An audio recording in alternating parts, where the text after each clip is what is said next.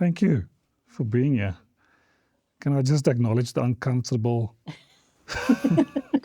setting?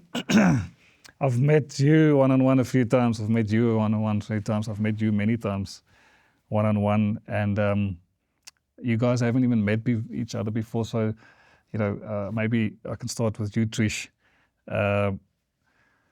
I think the reason I invited you is because when we have our conversations, it feels like we really quickly go down to the first principles.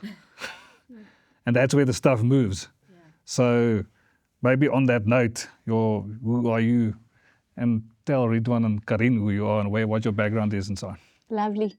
So I've known Lachna 3, 4, 5 months. Started at TCG in March last year, so actually only coming up for a year. And one of the first things we did was a Salesforce CRM implementation. Long journey, which I'm sure we're going to get to. But first off, connected with Lachna and said, listen, I don't know what I'm in for. Let's have some coffees.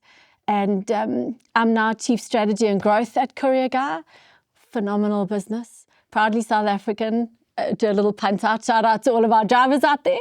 But I'm really looking forward to connecting with you guys on lessons learned and starting to build the community that I know you very desperately want to start engaging with and growing. Yeah. And the cool thing, what I like about it is there's businesses in South Africa who's going to be hopefully listening to this who can relate with the Courier Guy. Yeah. And it's not international content and these international stories that we hear all the time. Riedwaan, I remember, I think I met you the first time at the Life Health offices in that big fancy boardroom. Different setting to this. And I remember the first time we started chatting one-on-one, you really have a love for the patient. Because a lot of people speak about, they want to do A, B, and C, but you always stood out as, but what about this patient journey? What about this patient? How is the patient going to experience this? So these system thinking conversations don't always end up there. Yeah. And that's what I liked about chats with you. And then we almost became work friends. And then we have a coffee every now and then, I think, when we emotionally need it. And that's where we are. So maybe for Trish and for Karin, just your background and who you are. Yeah, thanks. I guess similar to you, Trish, we kind of crossed paths when we did a big installation with Salesforce. I mean, I've been in healthcare for 25 years, but I've really had the same passion and the same focus for all of that time, just with different employers. And so I guess when I met Lachna, I was fairly clear about what I needed in terms of what we were doing in the healthcare space.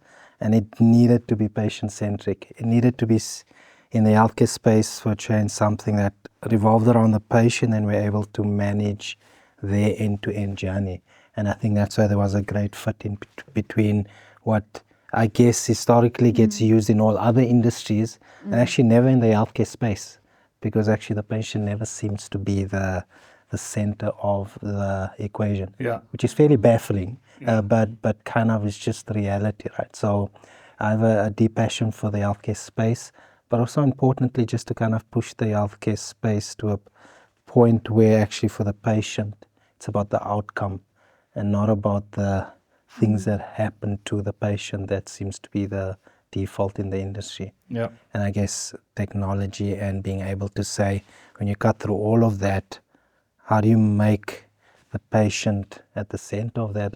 Unfortunately, you can't do it without choosing the right enabling technology. Yeah. And I think for both of you, before I get to Karin, what stood out for me in our conversations, you weren't just called, what's the system's going to be like. You incorporated, you brought me into the real reality of your life with the people and the emotions and the drama and all those little parts that really affect your intentions of what you want to get done. So, Karin knows me probably better than anybody. So basically, I always joke and say she's my Tuesday wife. Oh, wow.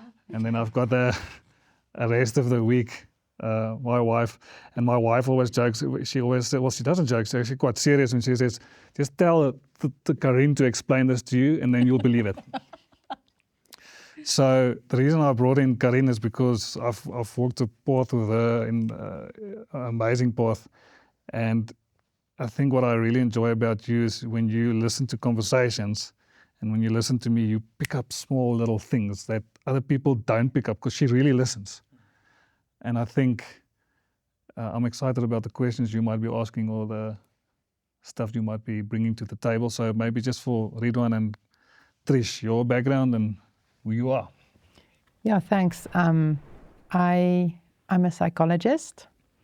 I'm excited to hear and learn because I think that what you guys do is so far away from what I do every day.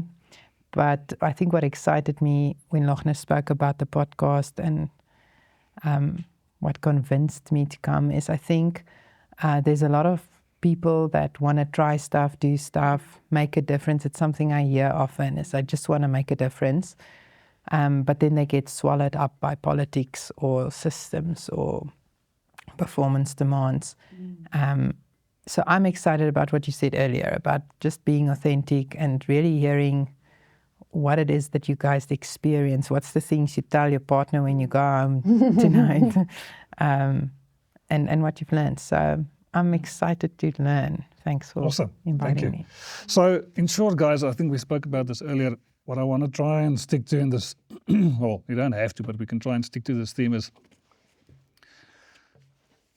it feels like we're in a crossing point inflection point in South Africa, and I think it's important to have a South African conversation. I'm a massive passion and I love our country, and I know each of you do as well, and I think that's another reason why you're here. There's a lot of people I would have liked to speak to, but they don't share that same passion for the country and its people. And what I'm seeing, and why I think this conversation is important, is there's people out there making decisions as we speak, expensive decisions, to try and build their businesses, not knowing that they're possibly going down a path that you've walked down before, that might be the wrong path or an expensive path. And the idea here is to share some of those war stories, some of the stuff we've learned. Yours is going to be probably more technical as an architect type thinking, but also the emotional people side. Trish, yours is much more revenue. You know, you're a driver of performance and bigger operational parts of the business. So if I can maybe start with that, there's a tension out there that I can feel in every conversation I have. This is between being patient, doing the right things when building these systems and your businesses, and this panic of, I need to beat the competition and get to this AI, whatever. I don't even know what the end point of that is. I don't think anybody knows what the end point of that is. But there's people chasing that thing, and there's one or two people that I know saying, listen, stop. I know that's where we need to go, but I first need to get this right for my customers and for my business. So, I mean, you've gone through that journey in quite a mature market, which I think the healthcare space is quite interesting because they've had the funds and the capital for years to invest in these big systems and try and get to this stuff. Where are you in this process? Riedwaan. I mean, I think let me first start off by saying that I think the customers or any tech implementation, as you know, Lochner, is very, very expensive. Full stop. Doesn't matter who the funder is. Doesn't matter how much money there is. And I think that's always been the thing that struck me. In healthcare, though, we're late to technology. Very, very late. I mean, I think that there's always been the systems that get the providers paid. Those are good. You know what I mean? The systems that manage the system have been very absent. And I think for me, a lot of that has been because there's never been an impetus to do it, because ironically in your introduction, like in healthcare, the revenue argument doesn't align with the outcome argument. You know what I mean? Making patients better and giving them better outcomes doesn't necessarily mean for the provider in the current paradigm that there is more revenue in the short term, right? And so we've always had this challenge in moving the industry forward, is that how do you move it forward with the facts and the evidence and whatever that this is actually where the industry needs to be, while understanding that there's a whole bunch of other incentives at play, right? Yeah. So in my sense is that technology has always been difficult to adopt in the management of healthcare because of that. And so my job has always been to understand, shit, you have to lead with evidence, you have to lead with competence, you have to lead with excellence, but that is almost always insufficient. It's like, it's the hygiene, it's almost like, if you're not excellent, if you're not clear, if you don't have the substance, you don't even begin to play the game. Yes. But it's all the emotive stuff, right? And I guess it's the things about what that means to the people. Whose incentives are you affecting, right? You know what I mean? How's the doctor getting paid? How's the director of a listed company's bonuses for that year? How do people feel, right? We talk about adoption, like you're going to change how 1,000 people interact and work with technology now. So what I found is that this journey is one of, I put the rational and the evidence, but actually all of the management is at the emotional level. It's about the humans. It's about that layer of understanding how you navigate that. And then having this blind optimism that you know you're doing the right thing and that it's a step towards where you're wanting to go, right? Yeah. I've always felt like in healthcare we're fighting for the patient while everybody else is fighting to essentially keep the status quo going as long as possible. Yeah, it's and that's that very tension. tough. It's that tension. It's like, Yeah. let's milk this thing until we can't anymore, and then we'll change, right? And I think one of the things I've learned later in my career is that how do you put the and on the table? Because that's the only way you go forward. You know what I mean? And the and is in that emotional block, right? Which is, hey, we're preserving your incomes, we're preserving your incentives and stuff, but we're also making the system better. And I think that only in embracing that and that paradox of, shit, we can actually do good and do well. And that's always been the thing, that the tension. And unfortunately, technology is an expensive purchase in pursuit of that aim. Yeah. And that's how when we met, like for me, it's never about the technology, right? Yes. It's like people think, hey, if we're going to put this thing in play, why are we doing that thing? What is it going to do? Yeah. How does it fit in? Do we understand the question that we're trying to solve for? And I think that's always been the thing. So in healthcare, this tension of justifying the technology is always this third, fourth order thing. But actually, it's all the work prior to that, right? Where I would imagine in other industries, it's a little bit more primary, right? Yes. It's like, hey, this thing is going to change X and it's got Y revenue. And so in healthcare, you've never had that ability. Yeah. I want to hear if I understand you right. Like you're almost saying there's changes coming, but because of the resistance to change, you have to take it slower. Yes. So you almost need to find a way to get the providers, the patients to trust you that the change will still be in their best interest. Absolutely. But how do you do that? I don't know if that's the case. I founded a company 10 years ago and I left it about 6 years ago. And as I was leaving the company, I went to Kigali, Rwanda, and they invited me to talk at a conference. And this guy stood up and he was speaking about education. It was the most sentinel moment in my professional career. He stood up and he said, we wanted to change education. And we had this great ideas and we came in with these plans and nobody was caring about what we wanted to change. Then we went back and we said, actually, let's understand the existing educational system and do it as best as we can. And he said, when we did the existing system excellently, it gave us the license to change the system. And that lesson never left me. So when I tackle every problem, and the way my portfolios were always constructed is that the first thing I always made sure is that what runs the business, what's important to them now, what the current system actually dictates, I do that exceptionally well. In fact, better than I do everything else. And then the change is easy, right? Because then you're almost buying a ticket to, hey, okay, it's almost think about the emotive layer. Hey, actually, is caring or they're doing what a business needs. Oh, okay, and they want to do this other thing, cool. It's fine. And so you buy the emotional space by actually being excellent at what the current thing is. Warts and all. Interesting point. Yeah. And it's warts and all. And Yeah. once you do that, I bought myself years of political runway, because what you do is that you demonstrate that It's consistency and competency that's competence, and I'm respecting where we at the moment. I'm not saying, hey, Yeah. there's a new world. And you see this a lot, man. Especially with new brooms coming into a company, like just out of principle, Yeah. like scratch. And then that could, and You that, see that somebody that comes into a new role is my pet peeve, sorry. Yeah. If they come in and they say, everything this company's been doing is shit and we're going to do it this way, they're going to fail. yes. Yeah. Because you have 1,000 other people that's been doing it that way. But we spoke about it earlier this morning in saying that kind of predictability, consistency, it's things that calm the nervous system.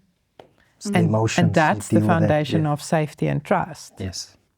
I Absolutely. like what you're saying. Your opinion on that? So as I'm listening, right, I know there's statements out there that like takes 20% of the transformation and the other 80% is the human piece. But what I love what you're saying now, right, if that tech piece is not there, if it's not done well, you're not out of the gates, right? And I think that's what I've seen is you've really got to make sure that you do the basics well and you get that credibility over the line. If you don't have the credibility, you know, like Lachna, you and I have had chats, transformation is hard, okay? And I spend a lot of time reflecting on why is it hard? By its nature, you're changing the definition of good. So yesterday I did something really well and I was good at that and I got paid for it and that was good. Now you're saying to me, good changed. If you think in your own life, when somebody says the definition of good just changed, you were maybe running 6 minutes a K, now someone says try 5 minutes 30. Like, it's not easy, right? So I know you were also asking me, what does a transformation leader do? Like, what is it? It's how do you hold that line?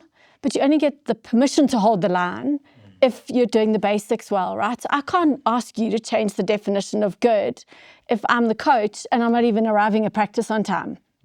So it's it's a dance all the time between credibility and I like your word predictability and I actually want to come back to that. But how do we get that credibility that earns you the right to change the definition of good? And I think that's the dance, right? And for me, it is a bit of a dance. But isn't that the problem at the moment? It's this, especially with this AI hype, Yeah. that I don't know if you experience it yourself when you engage with customers or other businesses. It feels like everybody's now trying to shoot to this. They've got an app now or a WhatsApp and you can chat with this AI, but they don't have your number right. Yeah. 100%. Or my package is 100%. not delivered. Yeah. You've got this amazing piece of tech, but my package is 2 days late, Yeah. or whatever the case might be. How do you feel about maybe Riedwaan going back to the basics? And I think that's a big point for me when I speak to our customers a lot. It's like, okay, cool, you want to do this and you want to do that, but what about this foundation, the technicalities that you can't bullshit? I'm going to give you one of my favorite books in the world is the Hitchhiker's Guide to the Galaxy. Yes. I just reread it now over the holidays. I had lots of time and lots of thinking space, and I love that book only because of your question, is that they go off and they create this monster machine and it churns for thousands, hundreds of years to come up with the question. And it pops out and it says 42, right? Then everybody says, what's the question? And that's the problem. If you want first principles, nobody wants to take the time to define what the question is. I almost said damn, sorry, but the question is. First one is like, what are you trying to achieve? What are you trying to do here? What's the question? You know, I think that one of the things I've seen through my career is that you have a lot of people that do, and they do in the mold of what they think is good, but very few people actually think and want to ask the questions, right? Yeah. And the reality is that first principles dictates that you always have to understand what question you're answering, right?